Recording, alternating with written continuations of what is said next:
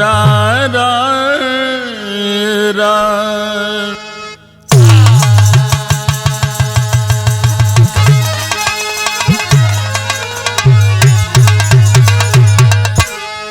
कि कैसन मुंडमाल शिवदानी पेन है कही उमा महारानी। नारद चले वहां से शंका दिल में डाल।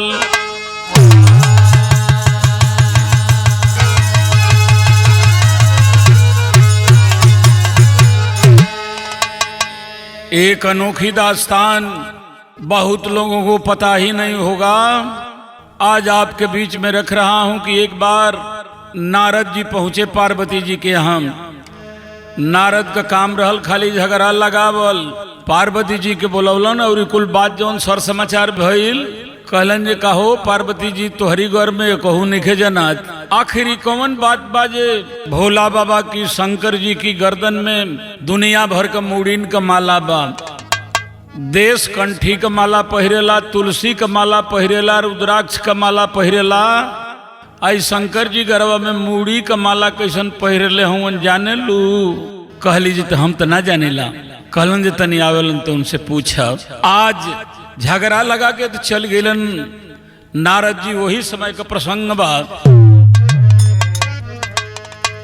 कि कैसन मुंडमाल शिवदानी पेन है घर में उमा महारानी। नारद चले गए वहां से शंका दिल में डाल।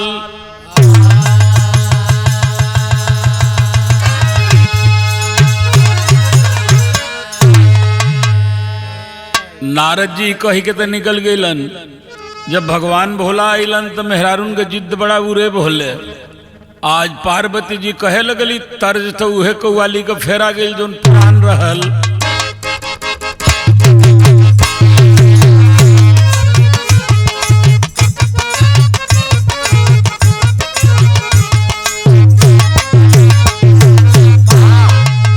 तेरी और मेरी गजब की तो बात बात।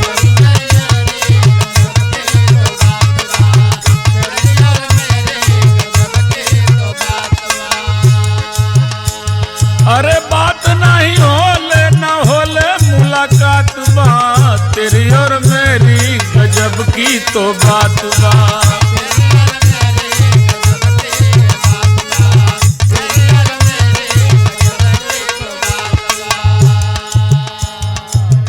आज भोला बाबा से पूछे लगली पार्वती जी, हे शंकर जी सुना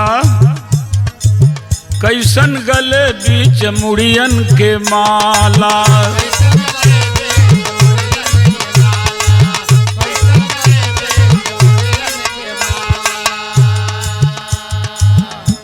अरे पूछी सती शिव से शंका बुझाला। कैसन गले बीच मुड़ियन के माला।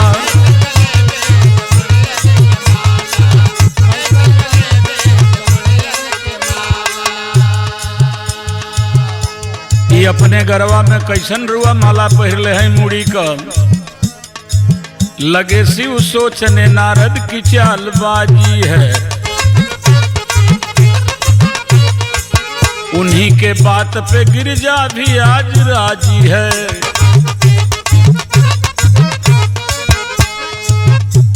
कहलन जो सुनबू। कहली जो वही खातिर तो पूछली हम रउआ बताई। एक अनोखी चीज कह दिए देखो पार्वती। कहे शंकर की जबकि तेरी मरनिया होती। तुम्हारी मूड़ी मेरे माल की मनिया होती। अरे खुले नहीं भेद मोरा जिया घबराला। कैसन गले बीच मुड़ियन के माला।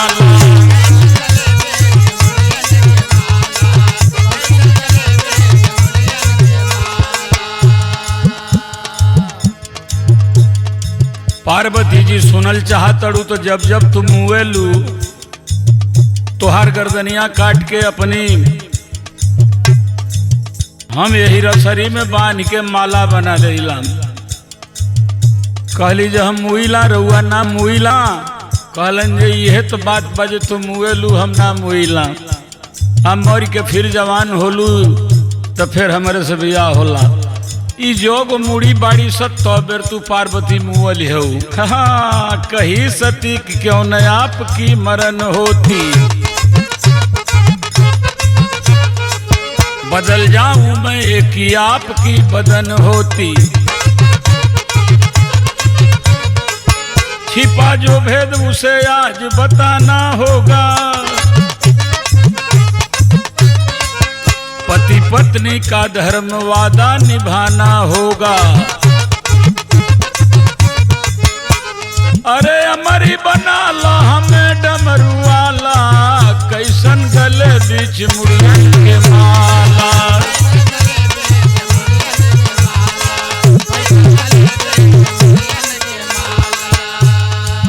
अमरी बना ला हो अमरी बना ला, और अमरी बना ला। अरे अमरी बना ला हमें डमरू वाला, कैसन गले बीच मुड़ियन के माला।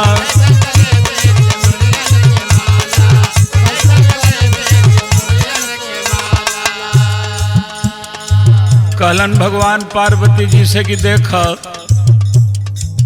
हम अमर मंत्र जानीला, जौना का नाम बीज मंत्र है। दुनिया में अकेले हम हैं जौन बीज मंत्र जानीला। हम अमर हैं मरीला नाही, उ मंत्रवे हमके नाम मरे देला। कहली जे तब हमरो को सुनाओ, हम अब नाही। आपे की संगे हम जियत रहब, अमरी हमरो के बना लो। मेहरारून के जिद जनते बड़ा जा, सबकी घरे एक एगो मेहरारू बाड़ी सब। प्रभु जी बीज मंत्र हमें सुनाना होगा, सुना के अमर कथा अमर बनाना होगा। चले शिव अमर कथा उन्हें सुनाने के लिए, छोड़े त्रिशूल जिया जंतु भगाने के लिए। अरे बैठे उमा शिव बिछाए मृगशाला, कैसन गले बीच मुड़ियन के माला।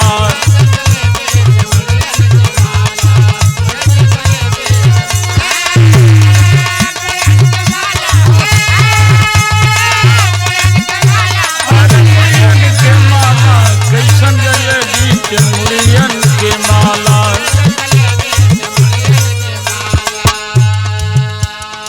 कहलन तो के सुनाई बब ना मन बूता, लेकिन केहू दूसर न सुन ले।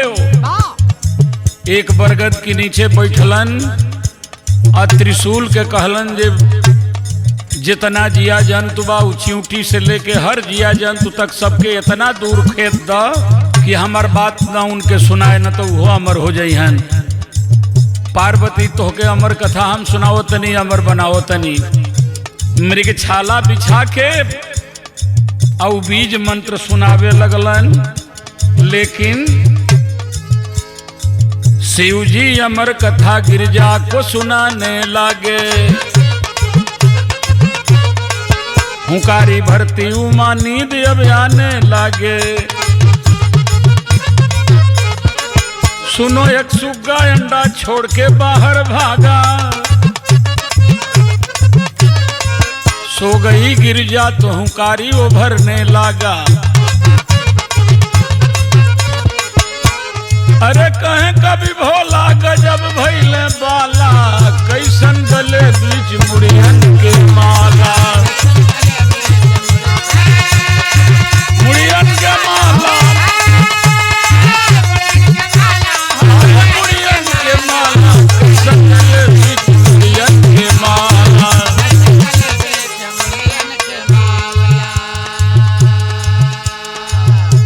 बरगद के पेड़ के नीचे मृगशाला बिछा के पार्वती जी के सुनावे लगलन। मैं जिया जंतु भाग गईलन, केहू सुने न पावे, त्रिशूल सबको दूर भगा दिया। लेकिन वही बरगद की पेड़ की खोड़हरा में कोटला में एक सुग्गा अंडा दिया था, अंडा में जीवा गया था। सुग्गा तो भाग गया लेकिन अंडा छोड़ दिया। देखले हुई वजह कोनो जब केहू कहानी कहेला तो वहाँ ही बड़ा जोर लगेले। शिव जी कथा सुनावे लगल, सुना हो गिरजा जी, सुना हो गिरजा जी, अमर मंत्र तुम्हें बतावत हैं। 11 बिगारम 13 हम 14 हम 15 हम 1 2 3 4 5 6 ABCD EFG HIJK क ख ग घ ङ छ छ ज जल जात जात माने अब ही थोड़ा ही सुनवले रहलन। तौले पार्वती जी सूती गईली। अब वो अंडा देखलस जे भाई बड़ा निमन कथा होतिया और सुने वाला सूत गई तो कहानी कहल जाले तो हुकारी पारल जाले। जैसे पहलवा लोग कहे जे एगो राजा रहे तो लइका बोलन सजे आ ओकर एगो रानियो रहे कहीं से जे मने हुकारी पारे के परल बा हूँ जे करेला उ सूत जला बड़ा जल्दी। जब वो कथा सुनावे लगलन पार्वती जी या है मैं है मत कर अपन काम कर। सूत गईली तो सुगा सोचे लागल जे बड़ा नीक सुने वाला सूत गईल। कथा बड़ा सुंदर होती रहा हम हुकारी भर गई। तो पार्वती जी जो ही बन कैली तो लो सुगा शंकर जी कहानी कहाँ से तो बोले जो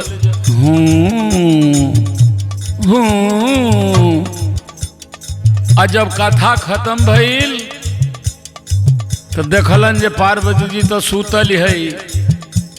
जगवलन कहलन जे सुनलू हो तब तो तू अमर हो गईलू। आधे डहरी ले सुनलू हो कहलन कहली जे हाँ जी वहाँ ही लग गई। कहलन तो हुकारी के भरत रहा। कहली जे हम तो सूत गई रही हम हुकारी तो हम आधे दूरले पड़ली हम। दिव्य दृष्टि से देखलन भगवान भोला वही खोड़हरा में कोटला में एगो सुग्गा बच्चा हो गई रहल दे के चल गई बा। उहे सुन ले बा त्रिशूल से कहलन जे वो पहले जवन अंडा सुन ले बा बच्चा हो गई बा ओके जान से मारो, खेत के मारो उसको, नहीं तो हमारे अलावा दूसरा भी अमर हो जाएगा। तो भैया सुगनमा लेके भागी जनवा, अरे सुगनमा रे मोरे रामा, सुगनमा लेके भागी जनवा। अरे भैली खत्म कहानी सती नींद से जागी,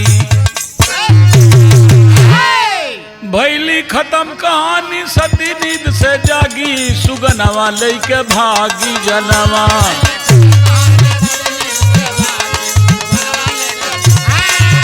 भैली खत्म कहानी सती नींद से जागी। सुगनवा लेके भागी जनवा।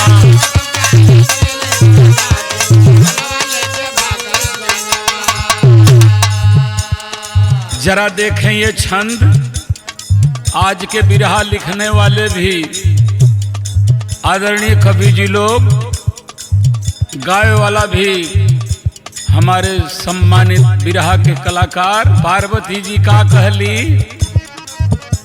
सरल स्वभाव से सती जी कह पड़ी यथा व्यथा कथा तमाम, नींद से ना सुन सकी समूल से।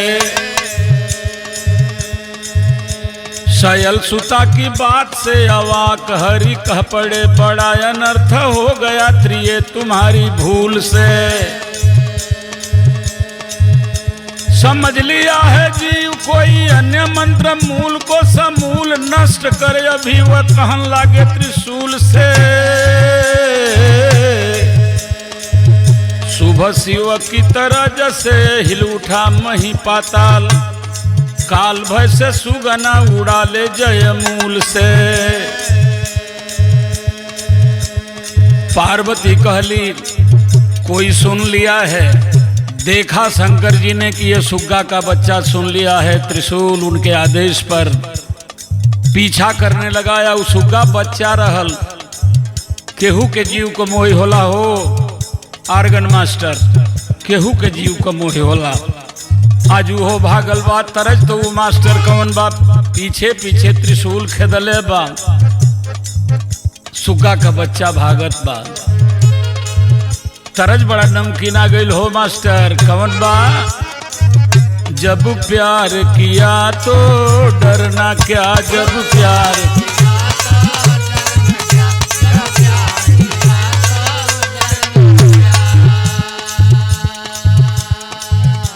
कमलेश जरा सुनो भाई, प्यार करते हो तो खुल के करो। यही मोहब्बत है जो ताजमहल बनाती है, यही मोहब्बत है जो हीर रांझा बनाती है। अरे यही मोहब्बत है जो लैला मजनू भी बनाती है। क्या बात है। जब प्यार किया तो डरना क्या, जब प्यार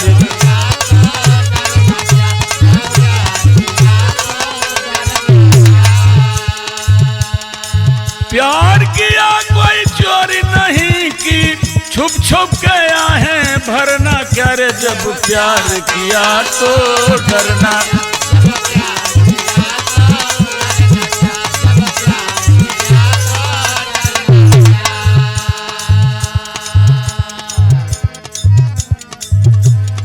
आगे आगे सुग्गा भागत बा, पीछे पीछे त्रिशूल खेदले बा। कहला सुना हम ही शंकर जी का त्रिशूल है, केतना भगबो। अरे बाची न जियरवा तोर यहाँ रे, बाची न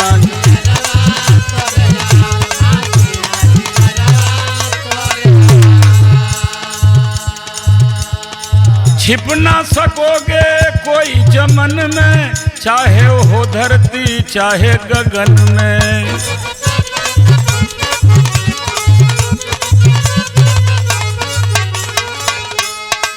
तुझे शरण देने वाले को दूंगा सिंधु में बोर, यहाँ रे बाची ना जियरवा तोर यहाँ।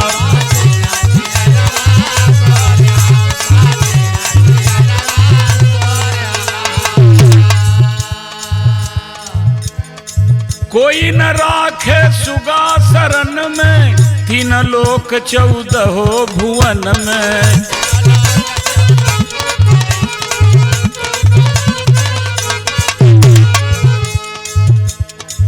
भरत खंड में सुगना आया, होने लगा जब भोर, यहाँ रे बाची ना जियरवा तोर यहाँ।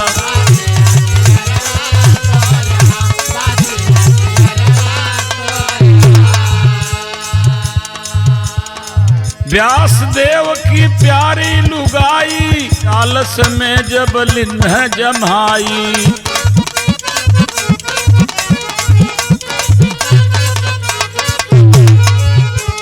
पहले बात ध्यान से समझ लन, पोछियावे लागल, त्रिशूल भागे लागल सुक्का। 3 लोग 14 भवन में गया, ब्रह्मा के पास गया, विष्णु के पास गया, बड़े बड़े देवता लोगन के पास गया, बड़े बड़े शक्तिशाली लोगों के पास गया, हमके बचा ल लोग कहलन जब शंकरे जी का त्रिशूल बारे भाई केहू सोझा ना जाई। भागत भागत हमनी की धरती पर सुगा आइल, रात भर दौड़त दौड़त सबेर हो गई। आज जब सबेर हो गई लो समय भइल का, व्यास देव की प्यारी लुगाई।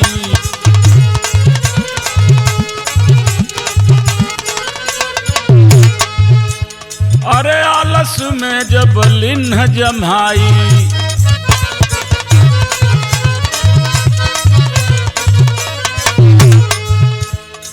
हेल गया मुख अंदर सुगना, हेल गया मुख अंदर सुगना। त्रिशूल मन भय थोर यहाँ रे बाची ना जियरवा तोर यहाँ।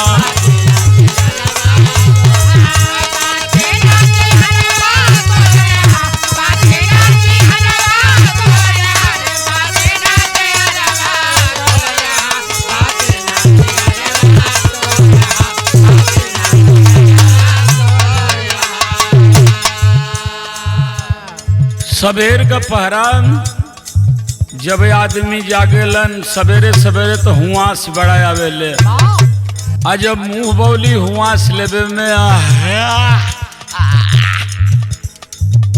बस इतना रफ्तार से आवत रहल जो वही मुंह में ढुक गई।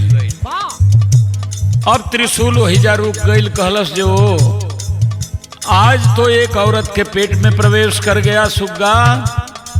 अब भगवान भोलेनाथ आज तक कहते हैं औरत का वध नहीं करना चाहिए। अब क्या करें, मार तो नहीं पाए, अमर मंत्र तो जान लिया है, बीज मंत्र जान लिया है।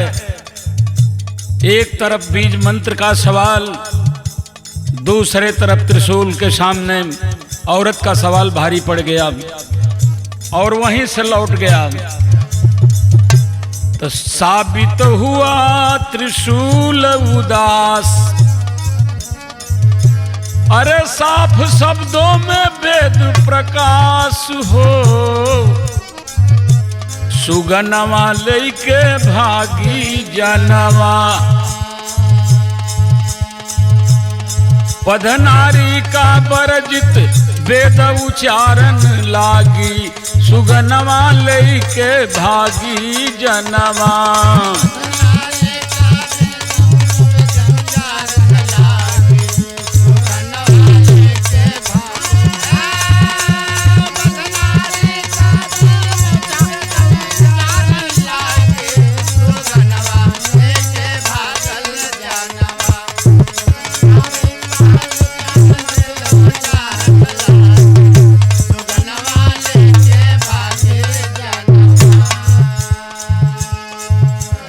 वेद कहेला कि औरत का वध ना करे के चाहिए। आज त्रिशूल सोचत बा लौट गया। तनी है छंद सुना हो, लल्लार लल्लार लल्लार लल्लार।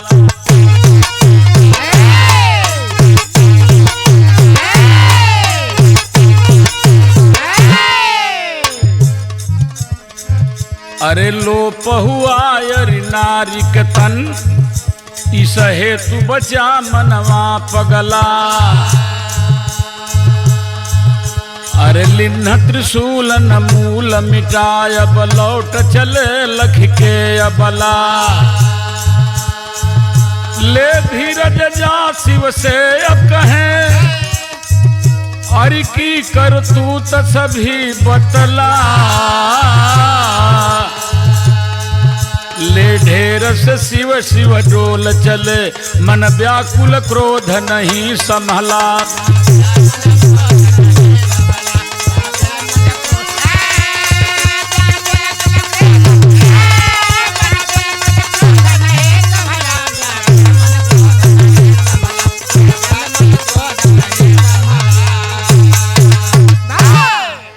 शंकर से जाकर के त्रिशूल ने कहा, महाराज आपने कहा था कि औरत का वध बड़ा अपराध है, क्या करें। वह लड़का जाकर के एक औरत के मुंह में ही घुस गया।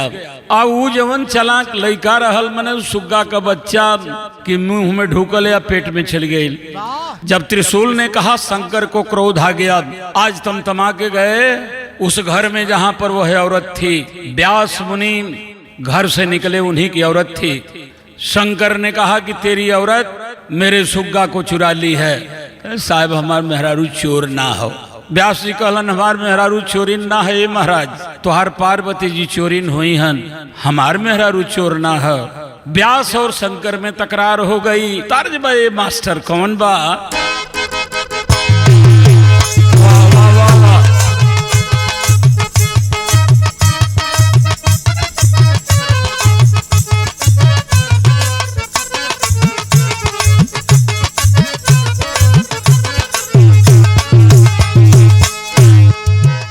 कि दो हंसों का जोड़ा, दो हंसों का जोड़ा बिछड़ गयो रे। गजब भयो रामा जुल्म भयो रे, जुल्म भयो रे। दो हंसों का जोड़ा, यार हंसों का जोड़ा। अरे दो हंसों का जोड़ा गजब भयो रामा जुल्म भयो रे।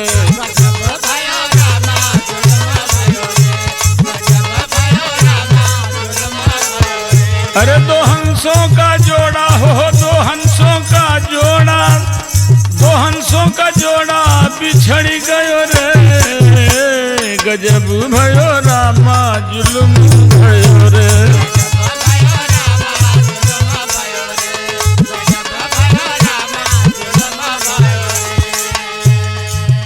व्यास शंकर की बतिया अटक गई रे। करके चोरिन सुगनवा गटक गई रे।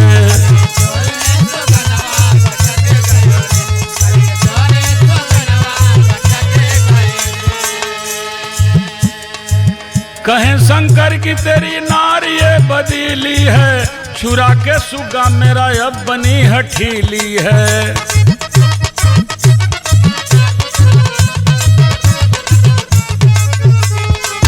अभी कह दो कि मेरे सुगा को बाहर ला दे, वरना श्राप दे डालेंगे मेरे ये वादे।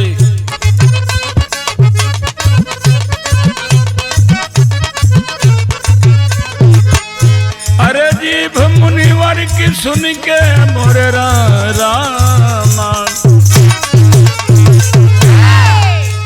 जीभ मुनिवर की सुन के चटक गई रे, चटक चटक गई रे।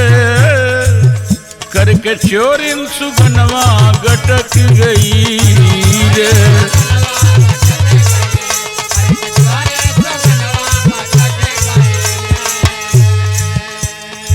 खड़े कर जोर व्यास शंभु से सुनाते हैं, शरण में आने वाले को सभी बचाते हैं।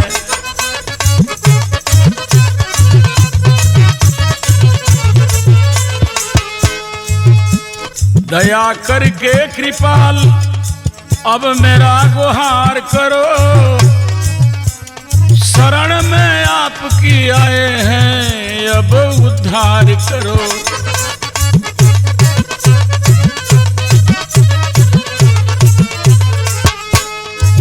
व्यास जी कहलन जे आप ही ने तो कहा है कि शरण में आने वाले को बचाना चाहिए। अगर उस सुग्गा का बच्चा दौड़ल आइल हमारी मेहरारू की मुंह में चली गई तो हे महाराज शरण में आ गई बा। ओके अगर आप जान से मारब बड़ा अनर्थ हुई।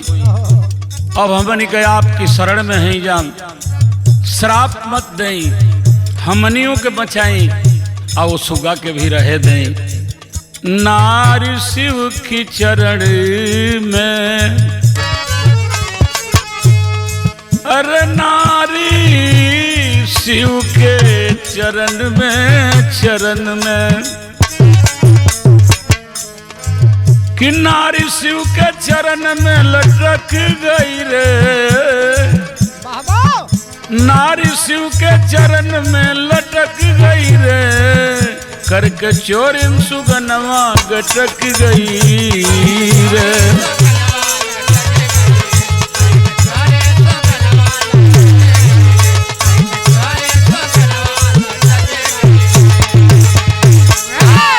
किले थीर हुए शिव भोले, किले ते नाम दया का डोले।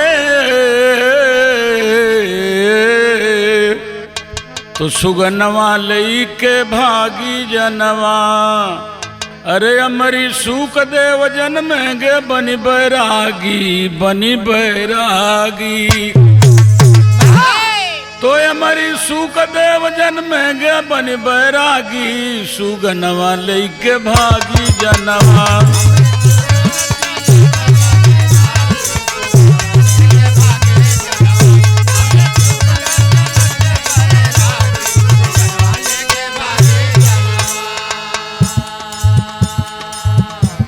कि सुवन ऐसा आएगा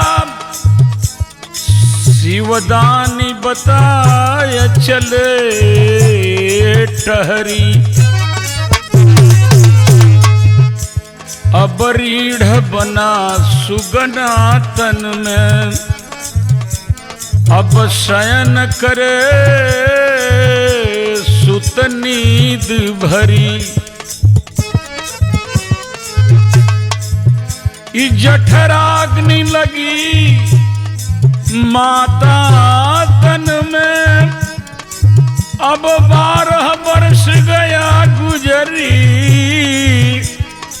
रटे मुनि व्यास तो जन्म लिए, फिर भाग चला वन में रगरी। खैर शंकर जी ने तो छोड़ दिया, लेकिन वो लड़का व्यास मुनि की औरत के पेट में है। 9 महीना में लड़का पैदा होलन, गर्भ में बच्चा पढ़ने लगा वो सुगा। 1 महीना बीत गईल,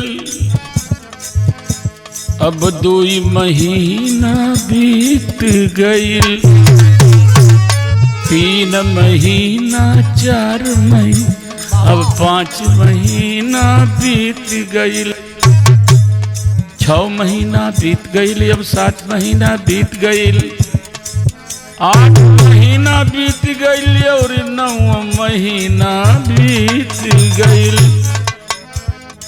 ना आइल सुगना बाहर, बरस 1 तब बीत गईल। इसी तरह से पेट में बढ़ता 11 बरस अब बीत गई। चढ़ल 12वां साल हो भैया, चढ़ल 12वां। लड़का 9 महीना में पैदा होलन। व्यास जी के मेहरारू की तन में 12 बरिस लड़का रहल हो। कैसे वो माई से सहात हुई, 9 महीना का लड़का इतना बड़ पेट में हो जालन। महतारी के बड़ा तकलीफ होले। आज व्यास जी के मेहरारू के कितना कष्ट होत हुई। जब वो रोए लागस तब व्यासो जी रोए लागस। ओहो 11 बरिस अब बीत गई, 11 बरस अब बीत गईल, तब 12 बरस अब बीत गईल। जब 12 बरस बीत गईल बा मास्टर जी, तब व्यास देव के दर्द भइल। औरत की पेट में बच्चा बा, लेकिन मर्द के दर्द होत बा व्यास जी के। पहुँचे हैं पत्नी के पास में, अब पहुँचे हैं पत्नी के पास में। अब उनको चित लटाए हैं, पहुँचे हैं पत्नी के पास, उनको चित लौटाए हैं। लौटा के अपनी पत्नी को अब उनका वस्त्र हटाए हैं। अपनी मेहरारू के सुतौलन, प्रिय दर्द तो हो रहा है, रुको अपने बच्चे से जो तुम्हारे पेट में है, अब तो हमारा ही कहलाएगा। हम निवेदन करते हैं कि बेटा 1 वर्ष बीत गया, 2 वर्ष बीत गया, 12 वर्ष बीत गया, जब बाहर आ जाओ। अपने बेटा से तब व्यास जी, अरे हे बेटा गोहराए हैं। आज अपनी औरत के चित्त लिटा के व्यास जी कहलन, बेटा अपनी माँ को दर्द मत दो, अब बाहर आओ बेटा। सरजू है हो बाटे भैया, बुढ़वा बेईमान मांगे करैली का चोखा।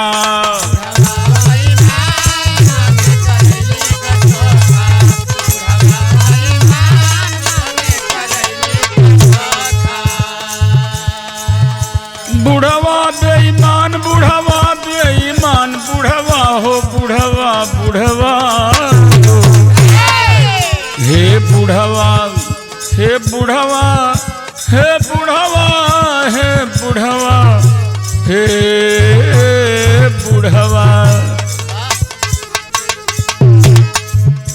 बुढ़वा बेईमान मांगे करैली का चोखा।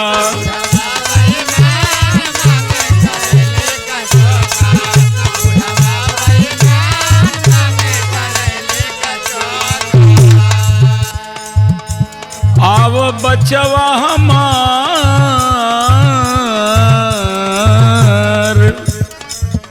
आव बचवा हमार घर में रोवे तोहरी माई।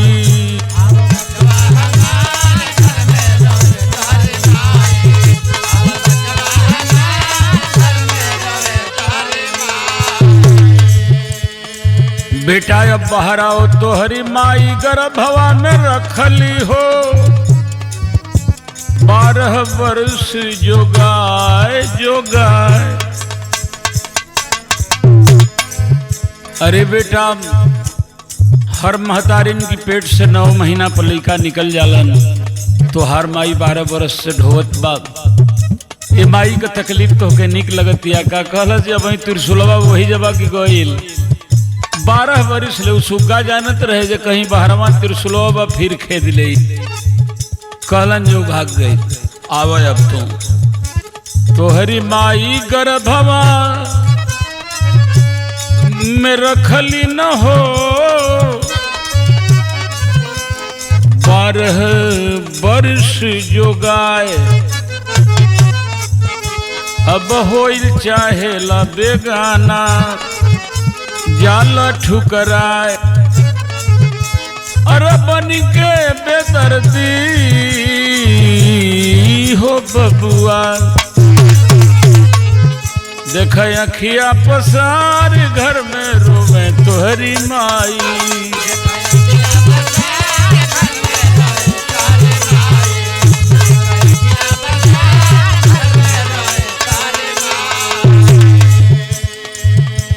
गिरिज हो ना सुवन हमार, अरे राजी हो जा राजकुमार। सुगनवा लेके भागी जनवा कि रक्षक तू ही हो हमरो तू जाला त्यागी। सुगनवा लेके भागी जनवा। 12 वर्ष के बाद बड़ा तपस्या पर बड़ा कहला पर उ लड़का बाहर आइल। ओकर नाम सुखदेव जी तुरंत रख दिहलन। आवो सुखदेव आवो। सुखदेव 12 वर्ष का लड़का पैदा भइलन। कहलन पिताजी हमार प्रणाम लेला।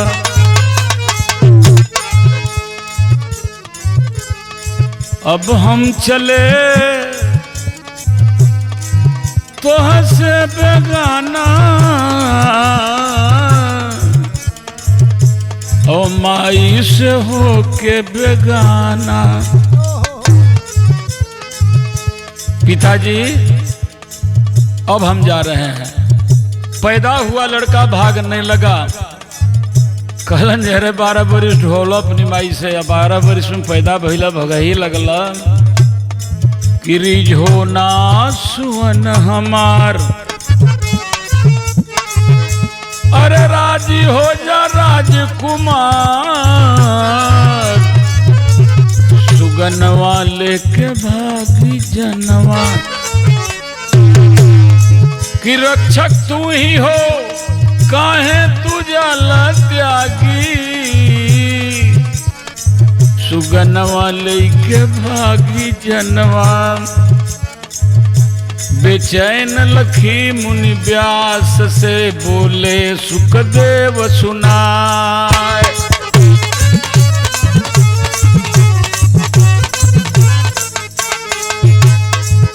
एक प्रश्न का जवाब पिताजी दीजिए मुझको भी बताए।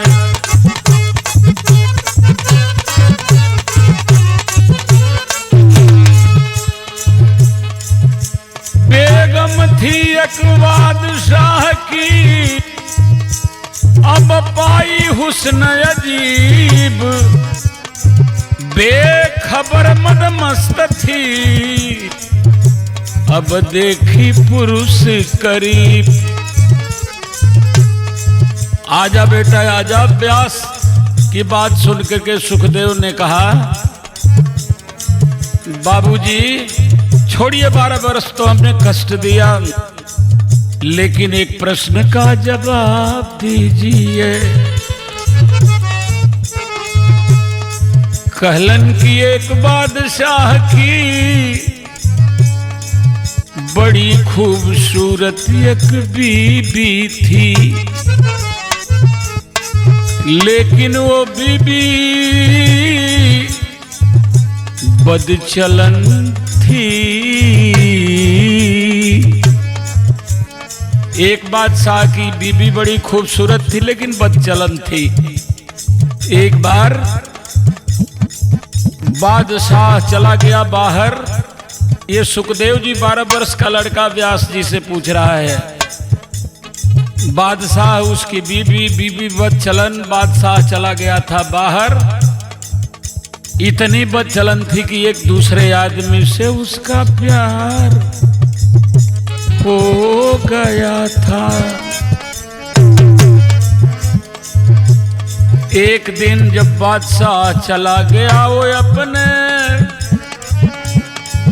दीवाने को घर में बुलाई, तो घर में बुलाई। अब जनाना हो राजा, अब महल में दीवाना हो राजा, अब महल में दीवाना हो राजा। बादशाह दूर चला गया था, उसका दीवाना आया बुलाने पर। अपना जो कुछ करना था कर रहा था। तब तक हुआ क्या मेरे पिताजी कि उसी समय में बादशाह वहां आ गया। देख कर बीबी का मन घर में तो अब घबरा गया। दोनों दीवाने घर में ही थे, तब तक बादशाह आ गया। अब तो दीवाना पकड़ाए वाला वर्णन व्यास जी कह रहे हैं। व्यास जी से सुखदेव जी आ गया तो अरे आ गया बादशाह, पत्नी हड़बड़ा गई। अब तो मेरा सब कुछ पर्दाफाश हो जाएगा। दीवाने ने कहा अपनी और मेरी दोनों की इज्जत बचाना अब तेरे हाथ में। हमको कहीं जल्दी छिपाओ। छिपाई कहाँ? अरे छिपाई जहां पे हो,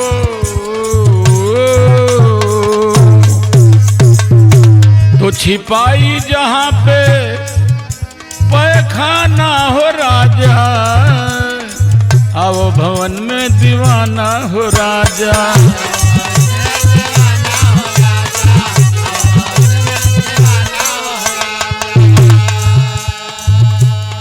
ए भैया, सुखदेव ने व्यास से पूछा, पैखाना में छिपा दिया उस अपने दीवाने को। कुछ देर के बाद बादशाह अपनी पत्नी से संभोग करके पैखाने में गया और वो छिपा हुआ था, उसी के ऊपर पेशाब करके चला गया। जब चला गया तो दीवाना लौट करके आया। वो बादशाह की बीवी ने कहा कि आज तो काम गड़बड़ा गया कि बादशाह चल दिए। अरे बीबी से संभोग कर पैखाने में पेशाब कर दिए उस दीवाने के सर पर। तो नारी बुलाई कल्याणा हो राजा, हो राजा। नारी बुलाई कल्याणा हो राजा, आव भवन में दीवाना हो राजा।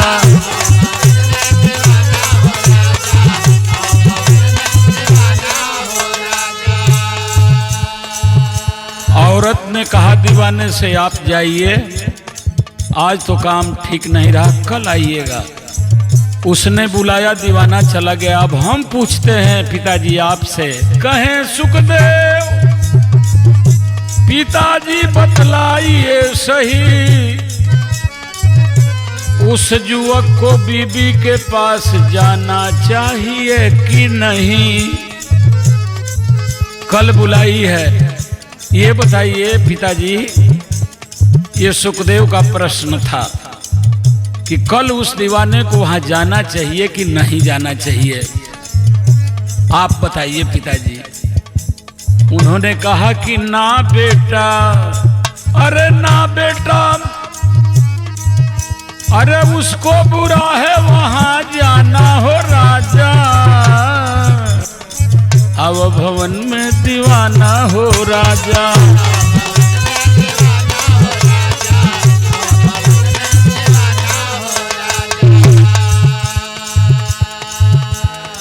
नहीं बेटा, उस गलीज में गया वो, एक तो गलत किया, दूसरी औरत के पास गया, दूसरा पैखाने में गया, और तीसरा संभोग करके उस पापी दुष्ट ने संभोग करके ऊपर उसके पेशाब कर दिया राजा ने।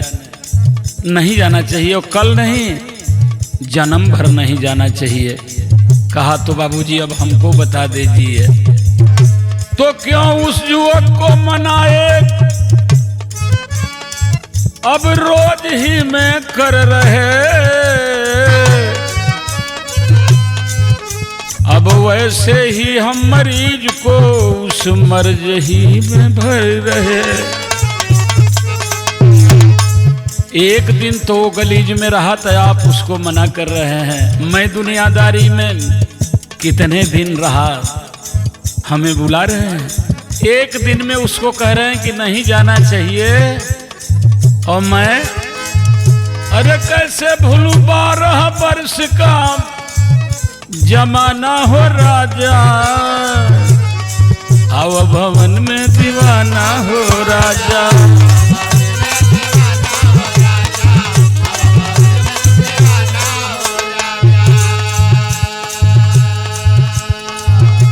हमको 12 वर्ष उस गलीज में कुदरत ने रखा। गलीज मतलब संसार में, जहां काम क्रोध मद लोभ मोह सब है, इससे बड़ा गलीज कुछ नहीं हो सकता। एक दिन में उसको मना कर रहे हैं, और 12 वर्ष में उसमें रहा, इस दुनिया में रहा, कितनी यातना सहा, हमें बुला रहे हैं। तो लज्जित भय मुनि वेद व्यास, कह गए गुरु जद्दू ग्वाल। तो लज्जित भय मुनि वेद व्यास, कह गए गुरु जद्दू ग्वाल। मुर्शिद देव राम कहें, बाला काशी का ख्याल। तो सुगनवा लेके भागी रे, सुगनवा लेके भागी रे, सुगनवा लेके भागी जनवा। कला में भरी के भोला, काव्य के रस में पागी, सुगनवा लेके भागी जनवा।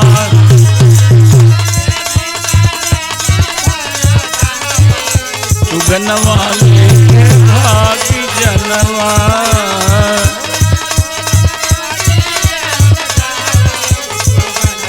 लेके भाग